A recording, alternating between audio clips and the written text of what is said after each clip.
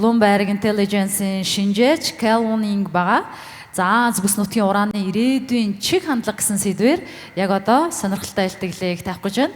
За та бүхэн бас сайн мэдэж байгаа гэж найдаж байна. Учир нь гэвэл Монгол улсын засгийн газар болон Франц улсын засгийн газар хооронд хамтран ураны төслийг хэрэгжүүлж байгаа. Тэгэхээр энэтэй холбоотой Азийн бүс нутаг дахь чиг хандлагын талаар сонирхолтой мэдээлэл яг одоо ноён Kelvin Нг-ээс авцгаая. Hello. Hello. This is Kelvin, and thank you all. This is my first time in Mongolia. It's a very beautiful country, and I want to have a presentation to share with you. It's about the future development of uranium in Asia. And I'm the analyst from Hong Kong, and follow the mining industry and utilities industry in the whole Asia. So we believe that future development of uranium is very good in the next 3 to 5 years. So first of all, I will make it two parts of this presentation. First is from the demand side. First, we talk about China's demand. In China, actually, uranium is a very important critical mineral. And as we all know that the left-hand side chart is showing us the global uranium demand. China right now is 19% of the global demand. It's just next to US. And the right-hand side is China's right now power output breakdown. I want to highlight is that nuclear power is only very small proportion in China's energy structure, only 5% of power output. So if China want to go to more green energy, so nuclear power is very important because nuclear power is no carbon emission, and so it's a very good energy source. This chart is showing us the global, the nuclear reactors generation. So as we could find that China is keep increasing the proportion of the world's nuclear output. That means, in other words, that means uranium demand is also strong. Okay, this is a chart is showing us the future nuclear reactors in China.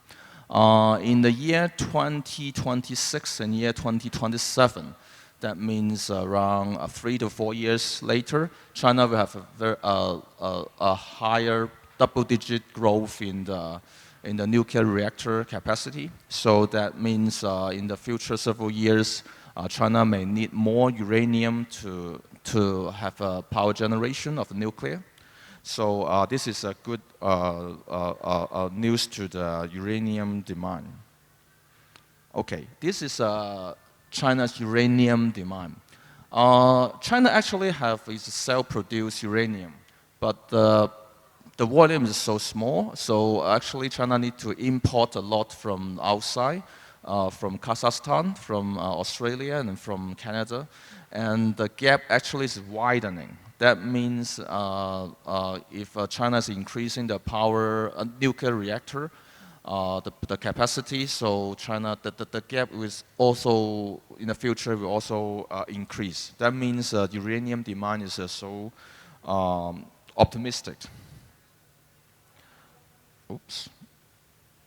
Okay, China is one of the key buyer of uranium, and Japan will be the next one. Japan right now is very likely to increase the nuclear power restart. As we all know that from the 2011 Fukushima incident, that is earthquake, right? Is a nuclear leakage from Japan.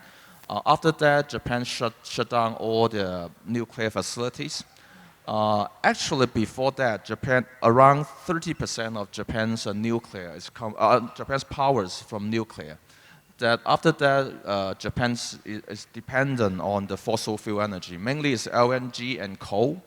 But actually, as we all know that from past 2 years, the fossil fuel prices is increased significantly. So actually, this make the Japan's residents is suffering from the high power price. So Japanese government want to kick off the restart of a nuclear power plant. Okay. This is Japan's current situation of the location of the key power reactors. Actually, even there's an earthquake at the beginning of this year, Japan is still target to reopen the several nuclear power plants this year.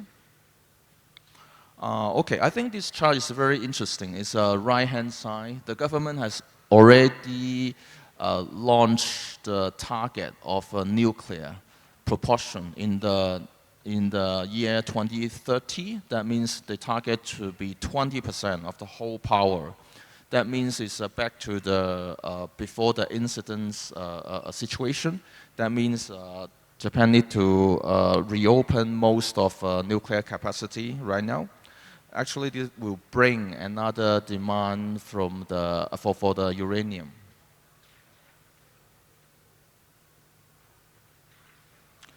Why Japan want to reopen the nuclear? The reason is nuclear energy is the cheapest energy in Japan. Because Japan has a very mature technology, so Japan government want to have more nuclear energy to increase the margin of the companies and also to lower the burden of the residents.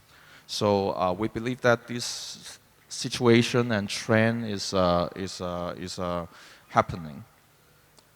Okay, this is Japan's power output. Right now it's ramping up. Last year's increased by 33%, so we believe this year's also will be a double digit, and for next 2 years. So Japan is right now accumulating the uranium.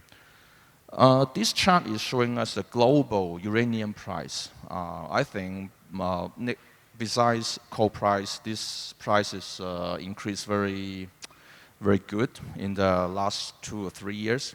I think the key reason is from Japan right now, and the next key reason should be from China. If China is increase nuclear capacity, so we will see that if Japan you really reopen all the capacity in the next 2 years, there will be, I think the demand will be also strong. Okay. Let's go to the supply side, because everyone knows that the mineral is the demand side and supply side. So for the uranium supply, right now in the world, the key producer and exporter is Kazakhstan. Yes, and the second one is Canada. The third one is Namibia, it's in Africa. And the fourth one is Australia. But Canada and Australia have very strict environmental rule and the law, so it's not very easy for these two countries to increase the production. And for Kazakhstan, right now they also have another problem in the increasing the supply. So in the past 2 years, the world uranium supply actually is not good. It's decreasing. This chart is Kazakhstan's key uranium producer. It's a Kazatomprom. This is their target. They have cut the actual target from the previous. That means uranium supply from this company would be decreasing. This is the uranium resources in the whole world. Australia have the most abundant, but the country has a very strict environmental rule. And we can see that Mongolia is at bottom 4, but Mongolia have the chance to have the presence itself in the supply, because as we all know, Kazakhstan, Canada, Australia, and Namibia, they have a very strict constraint on that. If China and Japan is increasing, so I think this is a chance for the Mongolia to increase the production. So all in all, we found that uranium is very good, and the demand is solid in China and Japan, at least in the next 5 to 10 years. And the supply side is also so very tight. So we think that if Mongolia can present itself, it could be a very good opportunity for the country Okay, thank you all. Thank you.